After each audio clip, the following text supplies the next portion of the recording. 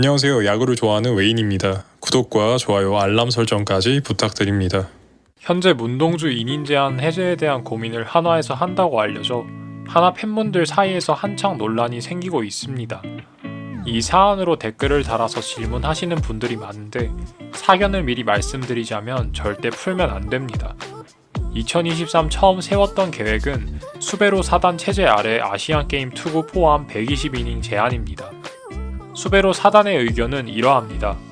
문동주는 160km에 육박하는 강속구 투수라 부상 위험이 커질 수 있다. 투수를 늦게 시작해서 철저한 관리가 필요하다. 이것은 아무 근거가 없는 것이 아닌 인체 역학적 기반으로 투수를 코칭할 수 있는 드라이브라인 강사 자격증이 있는 로사도와 논의 끝에 나온 결론입니다. 드라이브라인 강사 자격증의 무게감을 모르시는 분들이 많은데 투수 코치가 갖출 수 있는 가장 높은 수준의 자격증이라 보시면 됩니다. 최원호가 새로 부임했을 때 의견을 다시 들어보겠다 했지만 120이닝 플랜은 가급적 지키겠다는 게 주요한 의견이었습니다. 2023년 8월 8일 최신 기사에 따르면 120이닝 투구 제한 원점서 고민하여 AGD 검사를 한다고 합니다. 수베로 4단에서 설정한 게 한 개 이닝을 그대로 수행해야 하는 것이 옳은 판단인지 검토한다고 합니다. 아시안 게임에서 돌아오면 팔꿈치 등 몸 상태를 검사해볼 예정. 만약 의료진이 더는 무리라고 판단하면 120이닝보다 적은 이닝을 소화했더라도 투구를 멈추게 할 것이라고 했습니다. 이 말에는 함정이 있는데 배영수처럼 의학적 소견상 팔꿈치가 터지지 않는 이상 무리라는 말을 잘 하지는 않습니다. 제가 매치 팬인데 유명한 영건 판타스틱 5도 의학적 소견으로 이상 발견을 못했다고 했는데 갑자기 몇 주 뒤 팔꿈치 잡고 토미존 받으러 가는 게 일상이었고 전부 수술받고 현재는 흩어졌습니다. 의사가 보기에 인대가 너덜너덜해지거나 터지지 않는 이상 별다른 이상이 없다고 할 확률이 농후합니다.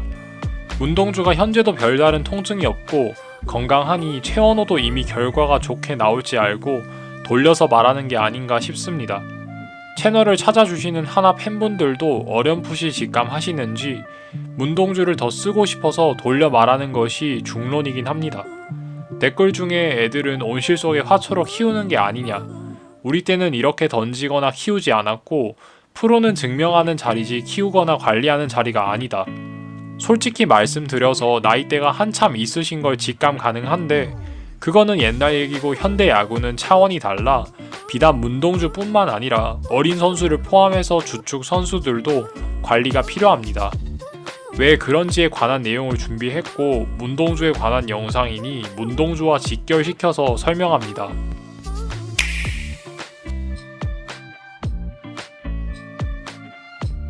메이저리그 패스트볼 평균 구속 추이를 나타내는 그래프로 2007년 이후 지속적인 상승을 거쳤고 특히 25세 이하는 2015년 이미 149km를 넘었습니다. 강력한 구속에 대한 반동 혹은 대가로 토미존 서저리 즉 팔꿈치 인대 수술 빈도 또한 가파르게 오르고 있습니다. 구속이 올라가면 올라갈수록 더 큰 에너지를 만들어내야 합니다. 당연한 이치이며 던지는 대가로 몸에 부담이 되는 충격량 또한 비례하여 증가합니다. 쉽게 말해 몸에 오는 반동이 증가한다 라고 생각하시면 됩니다. 가장 좋은 예시가 템파베이의 맥클라나헨입니다. 템파베이가 자랑하는 초유망주이자 메이저리그에서 가장 빠른 평균 구속을 가진 좌완으로 불립니다. 경기를 보면 항상 100마일 언저리에 형성될 정도로 무식할 정도로 빠른 구속을 자랑하죠. 당연히 몸에 가해지는 부담과 충격량은 클 수밖에 없고 8월 팔부상이 발견되어 시즌 아웃이 선언되었습니다. 토미존 서저리, 팔꿈치 인대 접합 수술이 불가피하게 됐죠. 맥클라나한은 이미 2016년도에도 토미존을 한 차례 받았고 이번에 하는 수술까지 두 번째에 해당합니다. MLB에서는 KBO보다 훨씬 피지컬이 좋음에도 이런 선수들이 급증하고 있어 경각심을 갖고 이닝 수를 줄이는 방향성과 철저한 관리가 대두됩니다. 스탯캐스트 혁명이 일어나고 실질 구속이라 불리는 익스텐션과 릴리스를 포함한 이펙티브 릴리스 스피드는 따로 구해봐야겠지만 전광판에 찍히는 깡구속은 메이저 선수들과 비교해서 관리 방향성을 잡는 것이 적합하다고 생각합니다.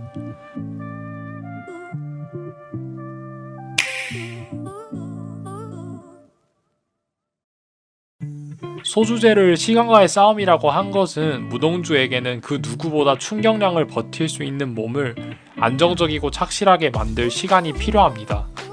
첫 번째, 문동주는 딜리버리가 좋은 것이 아니다. 두 번째, 좋은 피지컬을 가졌다 할지라도 투수를 늦게 시작하여 다른 1차 지명 선수들에 비해 관절 부근이나 근육들이 비교적 덜 발달되어 있다. 첫 번째인 딜리버리부터 짚으면 냉정하게 말해 딜리버리가 좋지 못합니다. 로사도가 나쁘지 않은 수준까지만 손을 봐주고 하차했는데 몸에 가해지는 부담을 최소화하지 못한다는 얘기와 같습니다. 현대 야구에서 메카닉적으로 가장 안정적인 딜리버리를 보여주는 투수가 야마모토 요시노부입니다. 솔직히 이 정도 수준의 딜리버리를 갖고 있다면 조금 무리하더라도 부담이 줄어드는 것이 사실이지만 문동주는 그렇지는 못합니다. 야마모토처럼 하면 되지 않냐. 다른 선수 영상에도 언급되지만 아무나 할 수 없고 타고나는 소수만 가능합니다. 가장 현실적인 것이 시간과의 싸움이 될 수밖에 없습니다. 매년 차츰차츰 몸을 천천히 만들며 이닝을 서서히 늘려가 몸을 적용시키는 방법 외에는 없습니다. 정민철 전 단장이 2025년을 기점으로 삼은 것이 길고 긴 지독한 암흑기를 겪은 하나 팬들에게는 어쩌면 이해할 수 없고 2년을 더 참아야 하냐는 생각이 들 수 있습니다.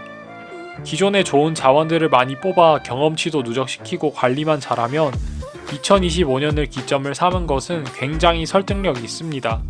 즉, 필요한 건 이 선수들이 적응할 시간입니다. 그 선수들 중 시간이 가장 필요한 건 다름 아닌 문동주입니다. 현재 추후 상황을 보고가 아닌 무리하게 더 쓸 이유는 없습니다. 맥클이 마이너에서 조금 뛰고 2020은 코로나로 뛰지 못했습니다. 그 후 2021 123이닝, 2022 166이닝 폭발적으로 늘려나가는데 결국은 몸이 버티지 못했고 문동주도 자칫하면 이 꼴이 날 수 있겠죠.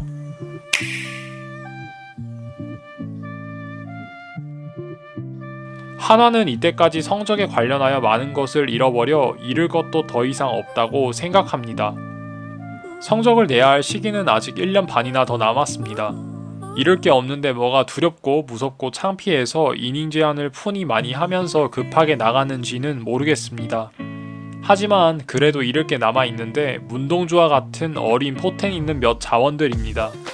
이걸 보험이라고 생각해야 하고 보통 보험이 일이 터지고 드는 게 아니라 앞으로 일어날 예기치 못한 일에 대한 손실을 최소화하기 위함입니다. 문동주가 투수를 늦게 시작한 만큼 포텐 있는 자원이지만 역으로 잘못 관리하면 언제 터질지 모르는 큰 부상이라는 폭탄을 달고 있음을 절대 잊어서는 안 됩니다. 스텝진들은 이 폭탄이 잘 해제될 수 있도록 시간을 갖고 관리해줘야 하는 걸 명심해야 합니다.